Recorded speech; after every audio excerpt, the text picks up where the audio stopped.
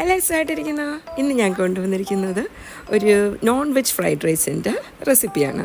ഇപ്പം ഞാൻ non veg fried rice എന്ന് എന്താ എടുത്ത് പറയാൻ കാരണം എന്ന് വെച്ചാൽ ഇതിൽ ഞാൻ ചിക്കനും എഗ്ഗും ഒക്കെ ചേർക്കുന്നുണ്ട്. ഇപ്പോൾ എനിക്ക് നിങ്ങൾക്ക് ഇത് വെജ് ഫ്രൈഡ് റൈസ് ആക്കി ചെയ്യണമെങ്കിൽ നമ്മൾ ചിക്കനും എഗ്ഗും ഒന്നും ചേർക്കാതിരുന്നാൽ മതി. അപ്പോൾ സെയിം പ്രോസസ്സ് തന്നെയാണ് നമ്മൾ ചെയ്യുന്ന മെത്തേഡ് മൊത്തം. അപ്പം നമുക്ക് റെസിപ്പിയിലോട്ട് പോയാലോ?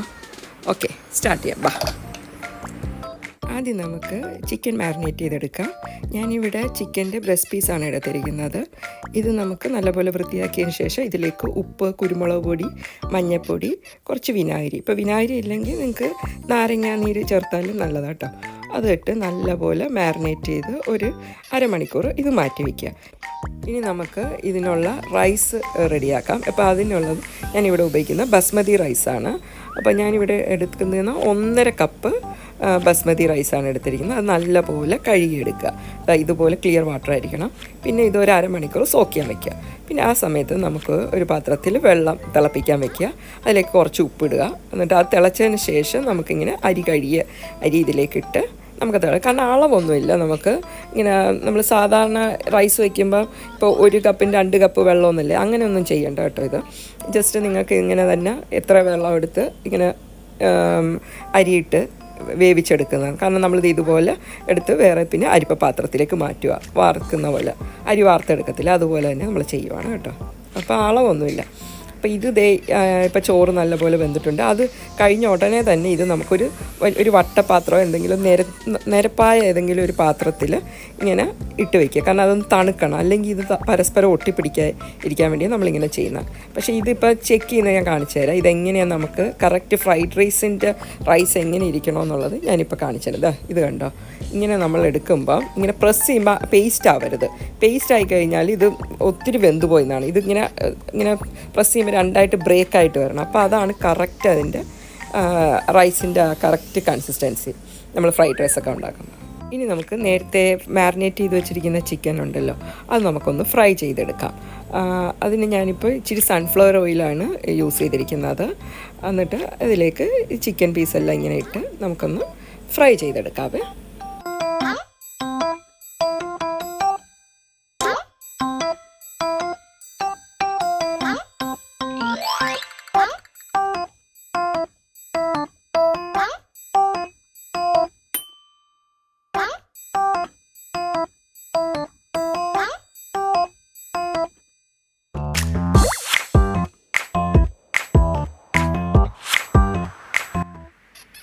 ഇനി നമുക്ക് ആ സെയിം പാനിൽ തന്നെ നമുക്ക് മുട്ടയും കൂടെ ഒന്ന് ചിക്കി എടുക്കാം. അപ്പോൾ ഞാൻ 3 എഗ്ഗാണ് എടുത്തിരിക്കുന്നത്. കോഴിമുട്ടയാണ്, 3 കോഴിമുട്ടയാണ് ആവശ്യം. ഇതിൽ ഇച്ചിരി മുട്ടത്തോടൊന്നും വീഴാതെ സൂക്ഷിക്കണം കേട്ടോ. അല്ലെങ്കിൽ ഈ മുട്ടത്തോടൊക്കെ കടിക്കും. നമ്മൾ ആ ഫ്രൈഡ് റൈസിൽ ലാസ്റ്റ് നമ്മൾ അറിയത്തില്ല, മുട്ട നമ്മൾ അതുപോലെ ചിക്കി എടുക്കുമ്പോൾ ചിലപ്പോൾ ഈ മുട്ടത്തോട് വന്ന് കടിക്കുമ്പോൾ അതൊരു ഇതായിരിക്കും. അപ്പോൾ അത് ശ്രദ്ധിക്കണം കേട്ടോ, മുട്ടത്തോടൊന്നും വീഴാതിരിക്കാൻ.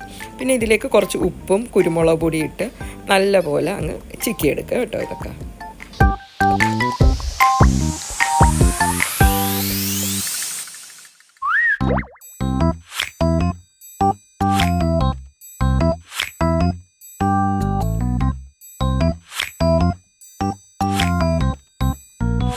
ഇനി നമുക്ക് ഫ്രൈഡ് റൈസ് ചെയ്യാനുള്ള ഐറ്റംസൊക്കെയാണ് ഇതൊക്കെ. എല്ലാം ഞാൻ ഡീറ്റെയിൽസ് ഇവിടെ കാണിച്ചിട്ടുണ്ട് എന്തൊക്കെയാണെന്നുള്ളത്. പിന്നെ നമ്മൾ ഉപയോഗിക്കുന്ന ഗീ വെജിറ്റബിൾ ഗീ ആണ്. പിന്നെ ക്യാരറ്റ്, പിന്നെ ഇത് ചിക്കൻ ഫ്രൈഡ് നേരത്തെ ചെയ്തത്, എഗ്ഗും നേരത്തെ ഫ്രൈ ചെയ്ത് വെച്ചിട്ടുണ്ട് നമ്മൾ. പിന്നെ ഇത് ഞാൻ സ്പ്രിംഗ് ഓണിയനും സെലറിയാണ്. സെലറി മസ്റ്റാണ് കേട്ടോ. സെലറിയും സ്പ്രിംഗ് ഓണിയനും ആണ് അതിൻ്റെ മെയിൻ ടേസ്റ്റ് തരുന്ന, ഫ്രൈഡ് റൈസിന് തരുന്ന ഒരു ഇൻഗ്രീഡിയൻറ്റ്. ഇനി ഞാൻ ഈ വെജിറ്റബിൾ ഗീ എന്ന് പറയുമ്പോൾ നമ്മുടെ ഡാൽഡ അതൊക്കെയാണ് കേട്ടോ. സെയിം ഡാൽഡ എന്ന് വെച്ചൊരു ബ്രാൻഡ് നെയിം ആണല്ലോ. അപ്പോൾ ഡാൽഡ പോലെ തന്നെ നമ്മുടെ നാട്ടിൽ ഡാൽഡ കിട്ടും, അല്ലെങ്കിൽ വെജിറ്റബിൾ ഗീ.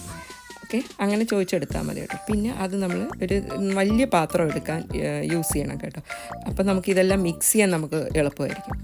അപ്പം ആദ്യം ഞാൻ ആ ജിഞ്ചർ ഗാർലിക് ഇട്ട്, പിന്നെ ഞാൻ സ്പ്രിംഗ് ഓണിയൻ ഇട്ട്, പിന്നെ ഇപ്പം ഞാൻ സവോള അരിഞ്ഞ് വെച്ചത് അതും ഇട്ട് ഫ്രൈ ചെയ്തതിന് ശേഷം നമുക്ക് ഇനി ബാക്കിയുള്ള വെജിറ്റബിൾസ് എല്ലാം ഇതിലേക്ക് ആഡ് ചെയ്ത് കൊടുക്കുക. കാരണം ഇതൊക്കെ ജസ്റ്റ് ഒന്ന് സോട്ടാക്കി വന്നാൽ മതി കേട്ടോ. ഒത്തിരി ഇട്ടങ്ങ് ഫ്രൈ ചെയ്യേണ്ട. പിന്നെ ഹൈ ഫ്ലെയിമിലായിരിക്കണം നമ്മൾ ചെയ്യേണ്ട, അത് ശ്രദ്ധിക്കേണ്ട കാര്യമാണ്. ഫ്രൈഡ് റൈസ് അങ്ങനെ ചൈനീസ് അങ്ങനെയുള്ള ഐറ്റംസ് ഒക്കെ എപ്പോഴും ഹൈ ഫ്ലെയിമിലായിരിക്കും ചെയ്യുന്നത്. അപ്പോൾ ഒത്തിരി ഇട്ട് നമ്മളത് ഫ്രൈ ചെയ്ത് വേവിച്ചൊന്നും എടുക്കേണ്ട ആവശ്യമില്ല. ജസ്റ്റ് ഒന്ന് ഇതെല്ലാം ഒന്ന് അടച്ചു വെച്ച് ഒന്ന് ജസ്റ്റ് ഒന്ന് ആവി കയറ്റി എടുത്താൽ മാത്രം മതി കേട്ടോ. അത് കഴിഞ്ഞ് ഞാനിതിലേക്ക് നേരത്തെ നമ്മൾ ഫ്രൈ ചെയ്ത് വെച്ച എഗ്ഗും ചിക്കനും എല്ലാം നമ്മൾ ഫ്രൈ ചെയ്ത് വെച്ചില്ല, അതും കൂടെ മിക്സ് ചെയ്യുക. ഇനി ഞാൻ ഇവിടെ 1 ടേബിൾ സ്പൂണ് സോയാ സോസാണ് എടുക്കുന്നത് കേട്ടോ. ആദ്യം ഇപ്പം വെജിറ്റബിൾസിൽ 1 ടേബിൾ സ്പൂൺ എടുക്കുന്നുണ്ട്, പിന്നെ റൈസ് ഇടുമ്പോൾ ഞാൻ 1 ടേബിൾ സ്പൂണും കൂടെ യൂസ് ചെയ്യുന്നുണ്ട്.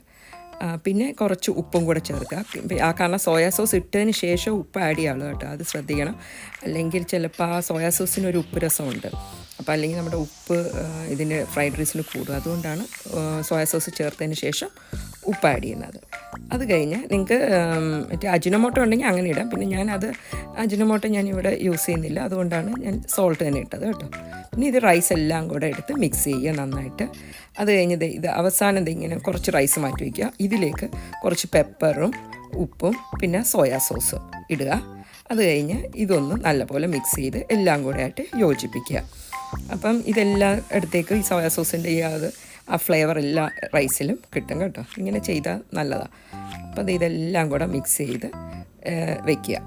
ഇനി ഞാൻ ഇതിലേക്ക് കുറച്ച് സ്പ്രിങ് ഒണിയനും സെലറിയും ചേർക്കുന്നുണ്ട്.